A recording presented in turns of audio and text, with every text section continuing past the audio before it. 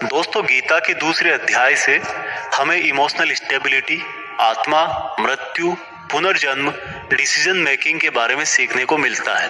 और गुस्से का सबसे बड़ा रीजन और उसका सॉल्यूशन क्या है, कैसे आप किसी भी कंडीशन में खुश रह सकते हो और मेहनत कैसे करते हैं, यह भी आपको सीखने को मिलेगा। जब अर्जुन ने युद्ध करने से मना कर दिया, तब सारथी श्री कृष्ण ने अर्जुन से कहा कि अर्जुन, ये तुम्हें अचानक से क्या हो गया? जिस तरह की कमजोर बातें तुम बोल रहे हो, वो तुम जैसे महान योद्धा के मुंह से बिल्कुल अच्छी नहीं लगती।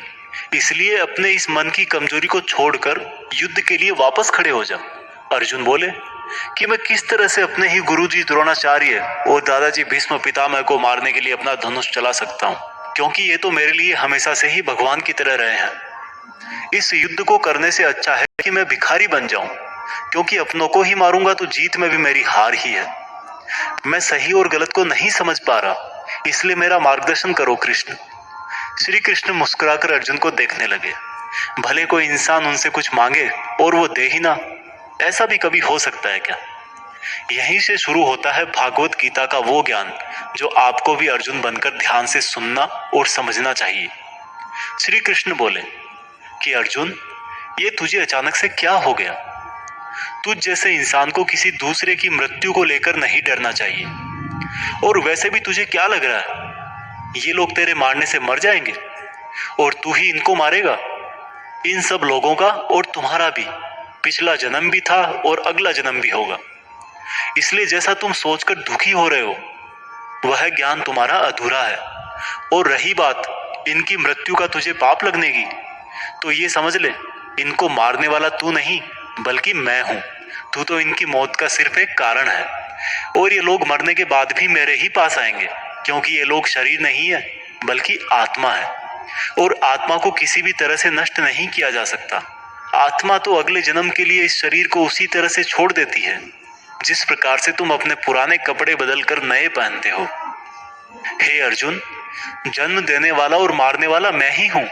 और ये बता, क्या तू किसी मरे हुए इंसान को जिंदा कर सकता है? अगर तू मरे हुए को जीवन नहीं दे सकता, तो जीवित को भी नहीं मार सकता, क्योंकि जीवन देने वाला भी मैं हूं और मारने वाला भी मैं हूं। और इनकी मौत मैंने तेरे ही हाथों लिखी है।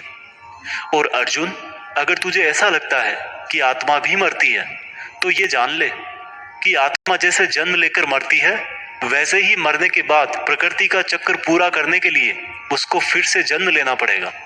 इस प्रकार से भी आत्मा नष्ट नहीं हुई। और जब प्रकृति ऐसे ही चलती है, तो भला तू इसका जिम्मेदार कैसे हुआ? अर्जुन, जिस क्षत्रिय को जीवन में युद्ध करने का अवसर प्राप्त होता है, वो ना केवल भाग्यशाली है, बल्कि उसका तो धर्म और कर्म ही युद्ध करना है। और अगर तूने ये युद्ध नहीं किया, तो इसका मतलब यह होगा कि तूने अपना धर्म और कर्म अच्छी तरह से नहीं निभाया, और इसलिए तेरे नाम के साथ कलंक जुड़ जाएगा। और तेरे जैसे पैसे मिलने में बड़ी खुशी मिलती है ना, और फोन पे शॉर्ट वीडियोस देखने में भी बड़ा मजा आता है। अगर मैं आप नहीं निभाया, और इसलिए तेरे नाम के साथ कलंक जुड़ जाएगा। और तेरे जैसे अर्जुन के लिए तो कलंक उसकी मौत से भी बड़ा है। जो लोग तुझे बहुत है, जिसमें चाहे कितनी ही नदियां आके मिले, फिर भी उसको कोई फर्क नहीं पड़ता। और इसी तरह का स्थिर बुद्धि वाला प्राणी मृत्यु के बाद मेरी ही शरण में आता है। दोस्तों, अब आते हैं इस चैप्टर के मीनिंग पर।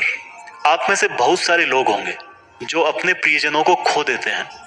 और आज तक आप लोगों में से जिसने भी अपने प्रियजन को मृत्यु के द्वारा इस संसार से नहीं खोया है, उसको भी यह जान लेना चाहिए कि उनकी जिंदगी में भी उनके किसी सबसे प्रिय, यहाँ तक कि खुद की भी मौत एक दिन जरूर होगी।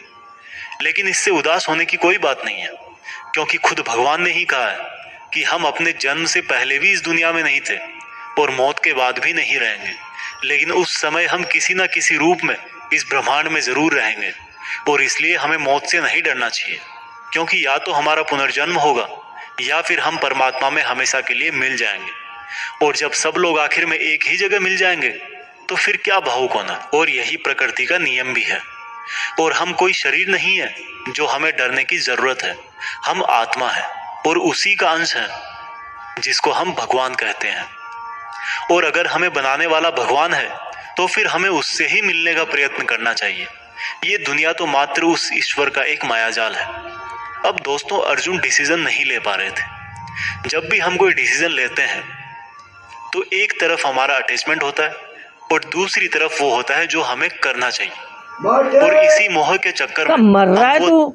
दोस्तों, गीता के दूसरे अध्याय से हमें इमोशनल स्टेबिलिटी, आत्मा, मृत्यु, पुनर्जन्म, डिसीजन मेकिंग के बारे में सीखने को मिलता है।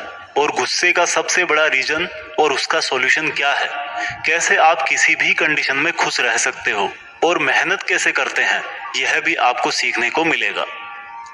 जब अर्जुन ने युद्ध करने से मना कर दिया, तब सारथी श्री कृष्ण ने अर्जुन से कहा कि अर्जुन, ये तुम्हें अचानक से क्या हो गया? जिस तरह की कमजोर बातें तुम बोल रहे हो वो तुम जैसे महान योद्धा के मुंह से बिल्कुल अच्छी नहीं लगती। इसलिए अपने इस मन की कमजोरी को छोड़कर युद्ध के लिए वापस खड़े हो जा। अर्जुन बोले कि मैं किस तरह से अपने ही गुरुजी द्रोणाचार्य और दादाजी भीष्म पितामह को मारने के लिए अपना धनुष चला सकता हूँ, क्योंकि ये तो मेरे लिए हमेशा से ही भगवान की तरह रहे हैं। इस युद्ध को करने से अच्छा है कि मैं भिखारी बन जाऊं, क्योंकि अपनों को ही मारूंगा तो जीत में भी मेरी हार ही है। मैं सही और गलत को नहीं समझ पा रहा, इसलिए मेरा मार्गदर्शन करो कृष्ण। श्री कृष्ण मुस्कुराकर अर्जुन को देखने लगे। भले कोई इंसान उनसे कुछ मांगे और वो दे ही ना, ऐसा भी कभी हो सकता है क्या? यहीं से शुरू होता है भागवत गीता का वो ज्ञान जो आपको भी अर्जुन बनकर ध्यान से सुनना और समझना चाहिए। श्री कृष्ण बोले कि अर्जुन, ये तुझे अचानक से क्या हो गया? तुझ जैसे इंसान को किसी दूसरे की मृत्यु को लेकर नहीं डरना चाहिए। और वैसे भी तुझे क्या लग रहा है, ये लोग तेरे मारने से मर जाएंगे और तू ही इनको मारेगा? इन सब लोगों का और तुम्हारा भी पिछला जन्म भी था और अगला जन्म भी होगा। इसलिए जैसा तुम सोचकर दुखी हो रहे हो, वह ज्ञान तुम्हारा अधूरा है। और रही बात इनकी मृत्यु का तुझे पाप लगने की, तो ये समझ ले, इनको मारने वाला तू नहीं बल्कि मैं हूं।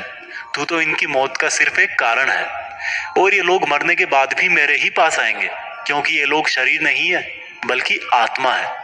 और आत्मा को किसी भी वो नहीं कर पाते जो हमारा रियल काम होता है और जो हमें लाइफ में सफलता के रास्ते पर आगे ले जाता है। उदाहरण के लिए, अगर आपको घर से दूर पढ़ाई करने के लिए या सपने पूरे करने के लिए घर से दूर जाना पड़ रहा है, तो आपको अपने परिवार का मोह छोड़ना पड़ेगा। इसी तरह से आपको हर डिसीजन में यह देखना है कि आपकी लाइफ में मोह कौन कौन से हैं और आपके कर्तव्य के लिए जरूरी क्या है। इसके बाद बात करते हैं कि हमारी प्रॉब्लम्स का सबसे बड़ा कारण क्या है और उनका सबसे बड़ा सॉल्यूशन भी क्या है। दोस्तों, हमारे दुखों का सबसे बड़ा कारण है हमारा अपनी इच्छाओं के बारे में सोचना। जब हम अपनी इच्छाओं के बारे में सोचते हैं तो समय बीतने के बाद हम उनको पूरा करने की भी कोशिश करते हैं, और जब वो कोशिशें नाकाम हो जाती है तो हमारे अंदर गुस्सा पैदा हो जाता है। और गुस्सा ऐसी चीज है जिसको अगर किसी ने शरीर छोड़ने के पहले नहीं छोड़ा तो कभी आप अपने जीते जी खुश नहीं रह पाओगे। आप हमेशा अपने आप को समस्याओं से घिरा हुआ ही पाओगे, क्योंकि ये दुनिया तो सिर्फ आपका ही रिफ्लेक्शन है। अब आप यह भी बोलोगे कि अगर जिंदगी में कोई इच्छा ही नहीं रखेंगे तो सक्सेस कैसे हासिल होगी, नाम कैसे कमाएंगे? तो दोस्तों, इसके बारे में भगवान कृष्ण ने कहा है कि सबसे पहले आप अपने कर्म को पहचानिए, यानी कि आपके लिए ऐसा क्या करना जरूरी है जो आपको अपना लक्ष्य प्राप्त करवाएगा। और उसके बाद सफल होने की उम्मीद या असफल होने का डर मन में पैदा किए बिना अपने काम को ऐसे करें जैसे वो काम आप नहीं बल्कि खुद भगवान कर रहे हैं। और इस तरह से आपकी हिम्मत कभी नहीं टूटेगी, क्योंकि आपको यह लगेगा कि ये काम मैं नहीं बल्कि मेहनत भगवान कर रहे हैं। और इस तरह से आपकी हिम्मत कभी नहीं टूटेगी, क्योंकि आपको यह लगेगा ही नहीं कि आप मेहनत कर रहे हो,